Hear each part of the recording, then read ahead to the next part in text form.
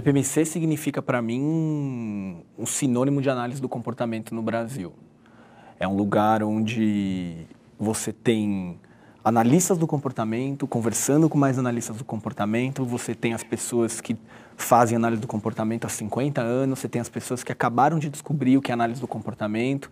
Então, se você é alguém que está na área há muito tempo, você aprende. Se você é uma pessoa que acabou de começar, você aprende, você ensina, você troca, você conhece gente, você faz amigo.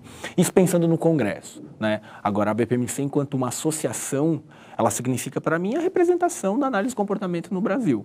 Um lugar que briga pela defesa dos princípios de análise do comportamento, que defende acusações absurdas, né, contra a análise do comportamento, né, acusações de que ela é uma coisa que ela de fato não é. Então, é uma entidade que está aí para representar a gente. Então, eu diria que a BPMC é todo mundo que é analista do comportamento no Brasil e está preocupado com o crescimento e com a difusão dessa ciência.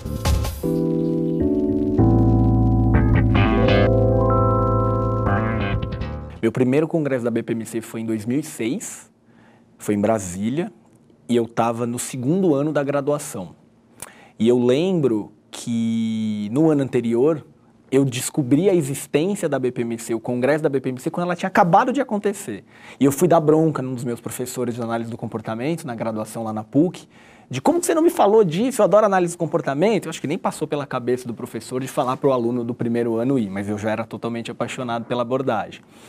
Mas então o meu primeiro congresso da BPMC foi em 2006, eu era aluno do segundo ano da graduação e meu papel do ponto de vista de contribuir para a BPMC era nenhum. Eu fui no congresso, fui aprender, fui ouvir as pessoas e fui tendo aquela surpresa de descobrir o rosto daquelas referências que a gente tanto aprendeu, né? Olha, aquele é fulano, e aquela coisa de ficar nervoso perto dele e tal, e tirar uma foto. Essa foi minha primeira BPMC.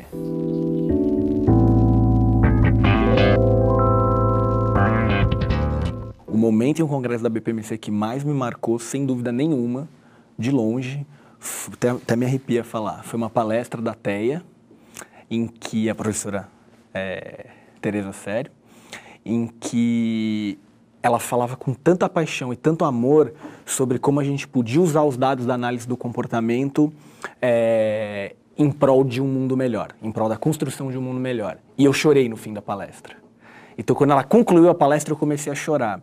E isso, de tão emocionado que eu fiquei, tanto com a paixão dela pela coisa, quanto pela possibilidade que essa ciência torna possível, né? Agir sobre o mundo. E eu lembro que na época eu contei isso para alguns amigos, grandes amigos até hoje, e o pessoal tirou um sarro, assim, só você para rir numa palestra e tal. Mas eu nunca esqueci, assim, para mim, esse momento, assim, de ser capaz de chorar, e eu sou de chorar pouco, não porque eu fico tentando segurar ou bancar alguma coisa, mas para mim é difícil. Mas chorar, de ouvir alguém falar sobre ciência, é muito forte, né? Então esse, de fato, foi o momento que mais me marcou num congresso da BPMC.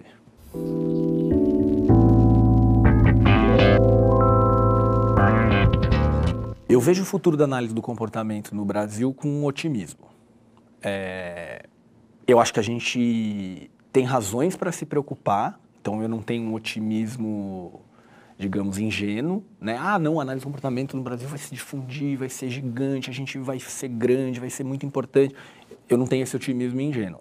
Eu vejo com otimismo por ver cada vez mais as pessoas mais no começo da graduação chegando na análise do comportamento. Então esse aqui é o nosso 24º congresso da BPMC, tem muito estudante de graduação, alunos de segundo ano, de terceiro ano, então que estão aprendendo análise do comportamento. Outra coisa que me faz ver o futuro da análise do comportamento no Brasil com otimismo é essa explosão de jornadas de análise do comportamento que a gente tem hoje, né? A gente tem visto nos últimos anos um boom. Se eu não estiver enganado, a primeira foi na UFSCar, já tem anos e anos, e a gente teve um boom gigantesco em todas as regiões do Brasil, né?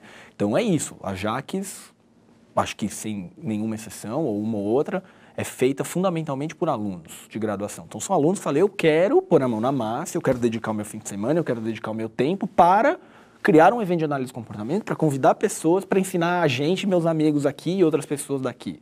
Então isso é um baita comprometimento com a análise do comportamento, né?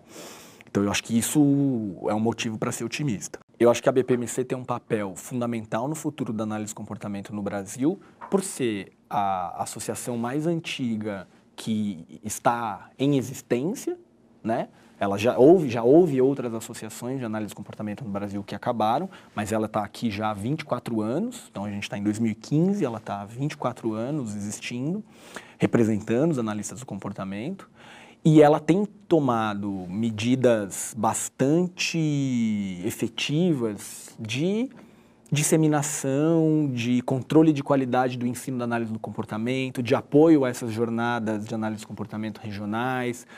Isso é uma coisa que a BPMC vem fazendo, não só agora na gestão 2015-2016, da qual eu faço parte, mas isso já vem sendo feito por gestões anteriores. Isso é mérito de trabalho de muita gente, né? Então, recentemente a BPMC começou a trabalhar com pesquisa de quais são as condições de ensino da análise do comportamento no Brasil, para que isso possa ter uma intervenção da associação e melhorar a qualidade do ensino, apoio às JACs. Vocês estão fazendo esse trabalho incrível de mostrar para as gerações que estão chegando a história da BPMC, a importância que ela tem, quais são os nomes que não podem ser esquecidos, as pessoas que tanto contribuíram para a análise do comportamento no Brasil. Então, eu acho que a BPMC, se mantiver com essa preocupação em difundir e de representar a análise do comportamento no Brasil, eu vejo ela como um papel fundamental no futuro.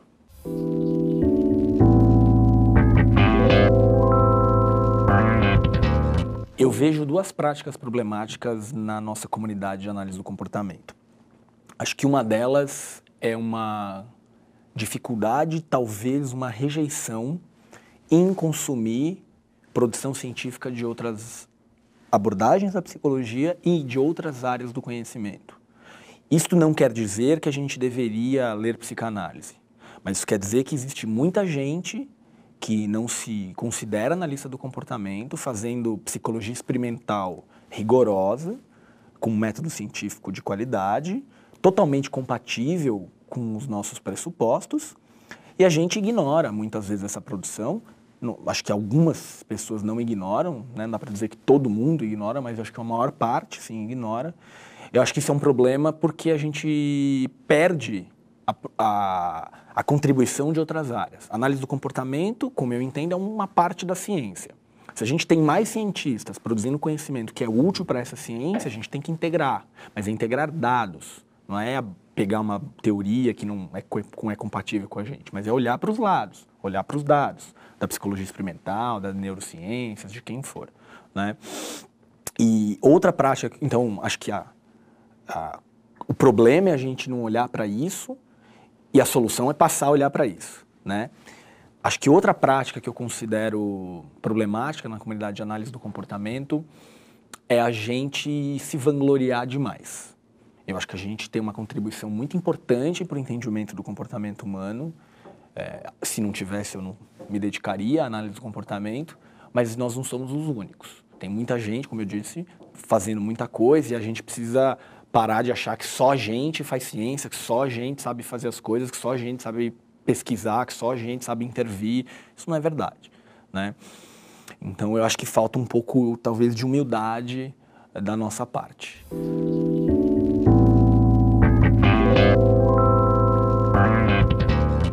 O que eu gostaria de ver nessas novas gerações de analistas do comportamento, nas quais eu me incluo, né? E eu não sou tão experiente assim, é ver a gente fazendo muita pesquisa. Pesquisa rigorosa. Eu acho que pesquisa rigorosa é algo que o pessoal da pesquisa básica está bem mais acostumado.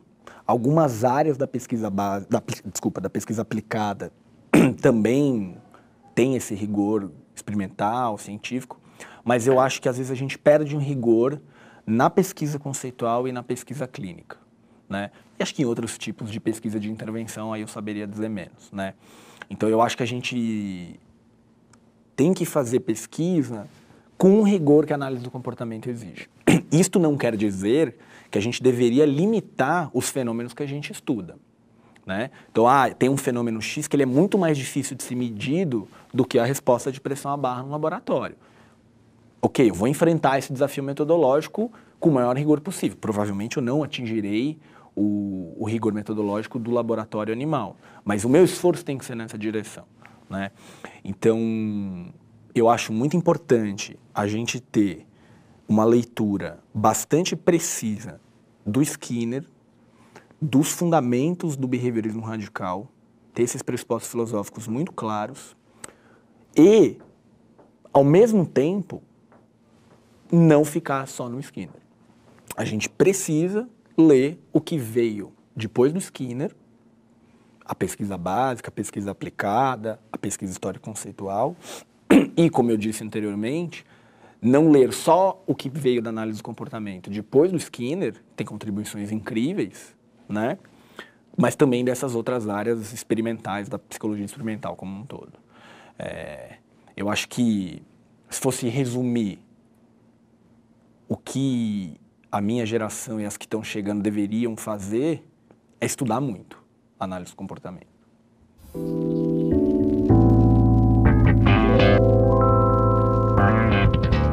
Eu acho que se eu tivesse em mãos um financiamento de milhões e milhões e milhões, certamente eu acho que eu distribuiria esse dinheiro para pesquisa básica, um pouco para pesquisa aplicada, entende? Eu me preocuparia em desenvolver todas essas esferas e, sem dúvida nenhuma, ter um enfoque muito grande na pesquisa translacional. Porque a pesquisa translacional permite que a gente consiga construir a aplicação da pesquisa básica nas situações concretas, nos problemas humanos, sem pular etapas. A gente não pode cair no erro de achar que porque a pesquisa básica mostrou algo no laboratório, que isso pode ser imediatamente transposto para uma situação de aplicação, seja ela na educação, seja ela na psicoterapia, seja ela nas organizações. Isso é como diria o Critchfield, isso é um excesso de confiança translacional, é um problema da análise do comportamento, né? Ou de parte dela. Então, a pesquisa translacional permite você pesquisar essas esferas todas da pesquisa básica aplicada para gerar, então, posteriormente, uma aplicação de qualidade.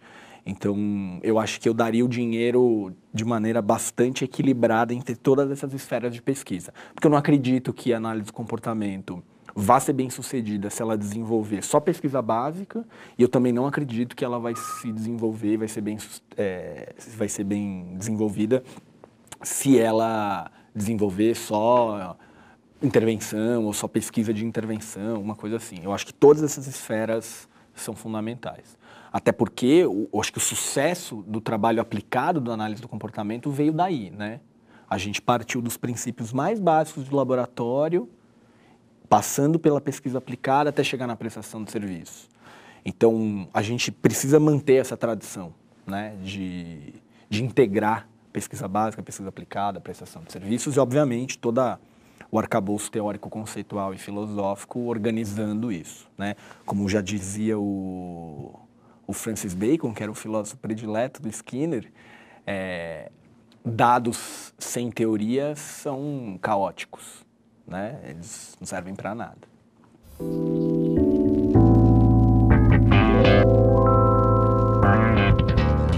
Eu acho que o congresso da BPMC daqui 25 anos vai ter como presidente, vice-presidente, alguns amigos, alguns alunos, alguns ex-alunos, talvez alguém que nem seja aluno ainda vai ser.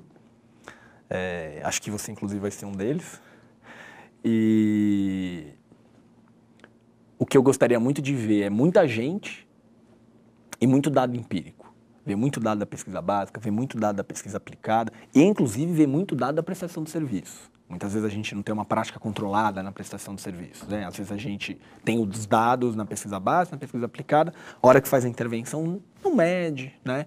Especialmente no âmbito da psicoterapia, que é a minha área. Então eu gostaria de ver tudo com muito mais rigor empírico, muito mais rigor do método científico. E o que eu espero muito é continuar amigo de tanta gente, conhecer mais gente, porque o congresso da BPMC, a gente está falando aqui de ciência, mas ele é sempre uma delícia, né? Tem um recém-amigo que estava dizendo que o congresso da BPMC para ele é tipo Natal, quando ele era criança. Ele passa o ano inteiro esperando o congresso da BPMC porque ele vai ver as pessoas, ele vai ver os amigos, ele vai se divertir. E é isso, né? né? Então, o Congresso da BPMC, o Congresso da BPMC não é só ciência, mas também é muito gostoso encontrar tanta gente que a gente gosta.